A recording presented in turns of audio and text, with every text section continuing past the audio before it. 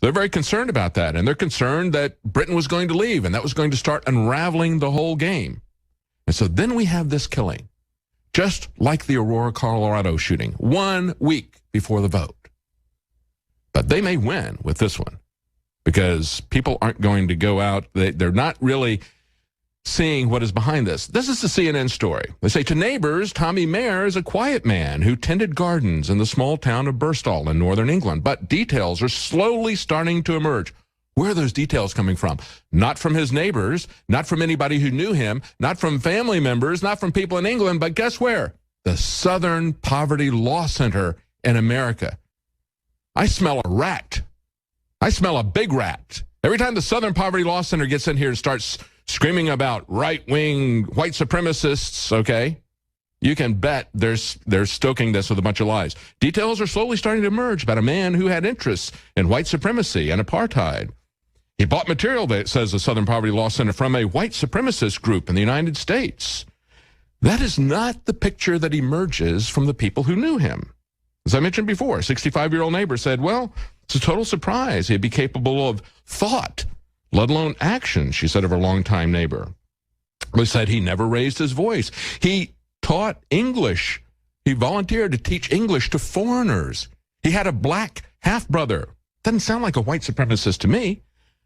They all said he had no political beliefs whatsoever as far as they knew. They said he's very meek and mild. He spoke rationally. He just did his day-to-day routines. They said, and here's the key, he was an immaculate gardener.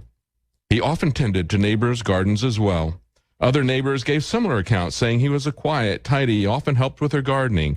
6 years ago, he gave an interview because they were talking about a program where they were helping people who had been at a day center for adults with mental health problems. They got them jobs in the park, and he said, volunteer work has done me more good than all the psychotherapy and medication in the world.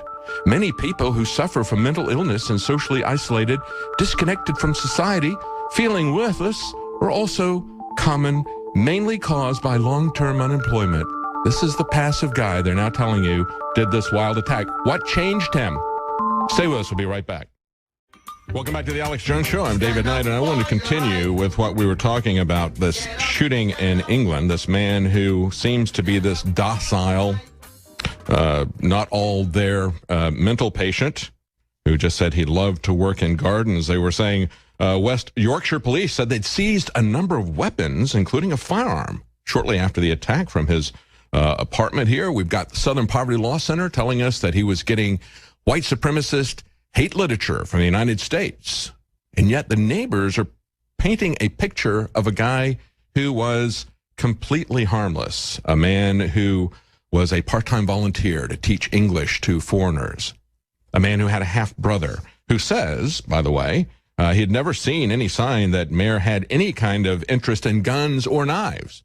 His neighbor said he had no interest in politics. And then when they asked his brother if he was racist, his half-black, half-brother says, no chance. He says he's never been in trouble. He wouldn't hurt a fly. And again, remember, 6 years ago, he was saying, I just love to work in gardens. They do me more good than all the psychotherapy and medication in the world. This is the portrait of a Patsy. Who got a hold of this guy?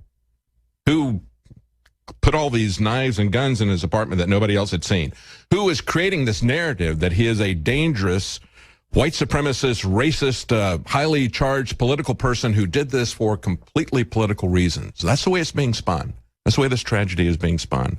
I mean, who wound this guy up? When I saw this, they're talking about how he kept an immaculate garden, and he often tended to other neighbors' gardens as well. Do you remember the movie back in 1979, Being There?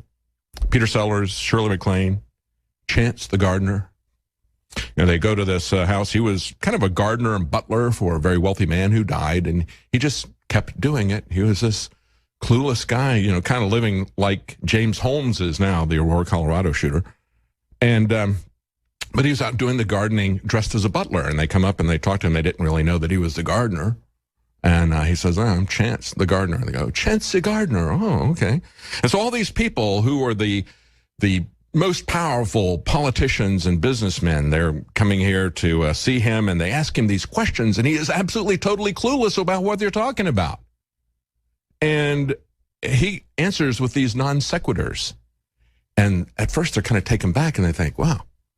And they read into what he has to say, these non-responses to what they're saying.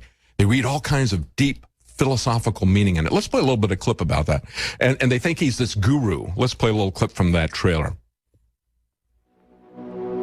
I'm Chance, the gardener.